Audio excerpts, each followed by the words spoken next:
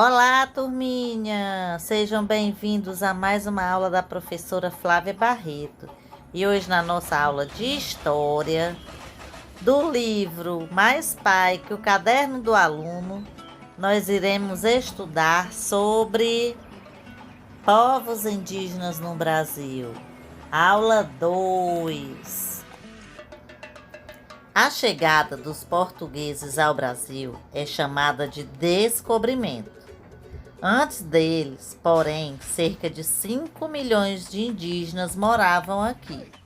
Muitos foram exterminados, catequizados ou escravizados pelos europeus, ou pegaram doenças fatais para eles. Até o início do século XX, ainda prevalecia a ideia de que os indígenas deveriam ser integrados à cultura ocidental para serem civilizados. Por conta disso, os modos de vida, a cultura, a religião, o idioma e o território dos índios não foram respeitados. Ainda assim, eles seguiram resistindo. Em 1988, a nova Constituição Federal estabeleceu que eles poderiam manter o território e a própria organização social com suas crenças, tradições e língua. O problema é que essas terras são muito disputadas. Fazendeiros, extrativistas e agricultores querem usá-las, o que gera conflitos violentos. Como será que os indígenas vivem hoje em dia? Ao contrário do que muita gente pensa, eles não moram só na floresta, vivendo da caça e da pesca. Há indígenas por todo o país, em aldeias ou zona rural e nas cidades.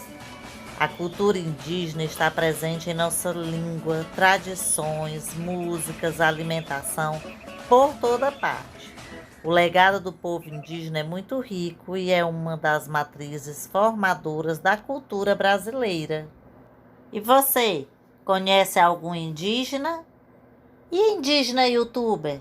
Não, pois assistam agora ao vídeo Povos Indígenas do Brasil, de Christian, um índio show de bola. Olá, meu nome é Christian Ariel Seremeuá, sou indígena Chavante com ascendência Guarani e Andeva. Ou seja, eu pertenço a 2 dos mais de 300 povos nativos que resistem aqui no Brasil, somando mais de 270 línguas diferentes, com uma estimativa de quase 1 milhão de indivíduos espalhados em aldeias e cidades em todo o território brasileiro.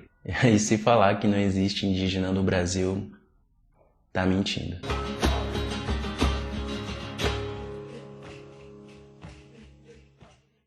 Antes de começar o vídeo, eu gostaria de pedir que se inscrevam-se no canal, comente e deixe seu gostei para fortalecer nossa luta contra a desinformação em volta dos povos indígenas. Falar dos povos indígenas é automaticamente falar da luta, resistência, diversidade, riqueza cultural e, infelizmente, falar dos vários equívocos que se difundiram na sociedade e que até mesmo são tratados como absoluta verdade. Diferente do que muitas pessoas pensam, índio não seria a palavra correta a se referir aos indígenas ou povos nativos originários. Índio foi um equívoco dos primeiros navegantes ao pisarem nessas terras, por acreditarem ter chegado às Índias. O correto é indígena, que é o oposto de alienígena, e que é um perfeito exemplo, pois, como todo mundo sabe, alienígena é algo que vem de fora do planeta, ou de fora da Terra. Dessa forma, a palavra indígena é o oposto disso, que seria algo nativo da terra ou originário da terra,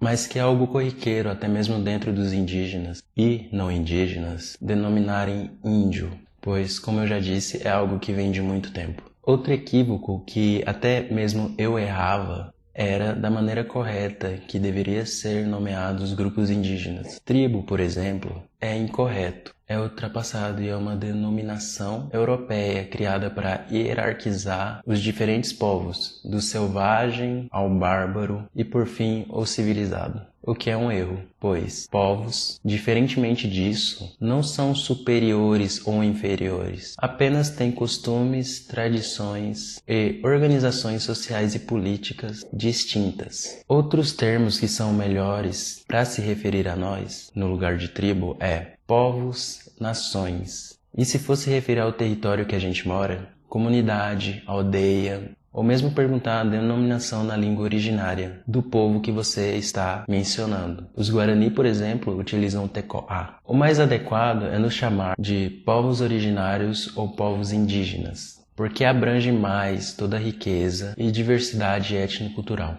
Se ainda resta alguma dúvida sobre isso, em 2007 foi segurado pela Organização das Nações Unidas, ou ONU, a denominação povos se referindo a indígenas, dentro da Declaração das Nações Unidas sobre o direito dos povos indígenas. Outra visão errada que muitas pessoas têm acerca dos povos indígenas é sobre a aparência, acredite ou não. Muitas pessoas têm a visão do indígena com cabelo liso, pele morena e olhos puxados. Mas isso é apenas uma das várias características hoje existentes no Brasil, ainda mais se tratando de um país tão grande como o nosso. No sul, logicamente, os indígenas têm uma aparência diferente dos povos indígenas do norte, tanto por motivos geográficos como clima, ou como no Nordeste, em que os indígenas sofreram bem mais, pois foram os primeiros povos que tiveram contato com os Warazu, ou por vezes perseguidos e impedidos de praticarem sua cultura, e hoje sendo discriminados ou às vezes criminalizados, sendo chamados até de falso índio,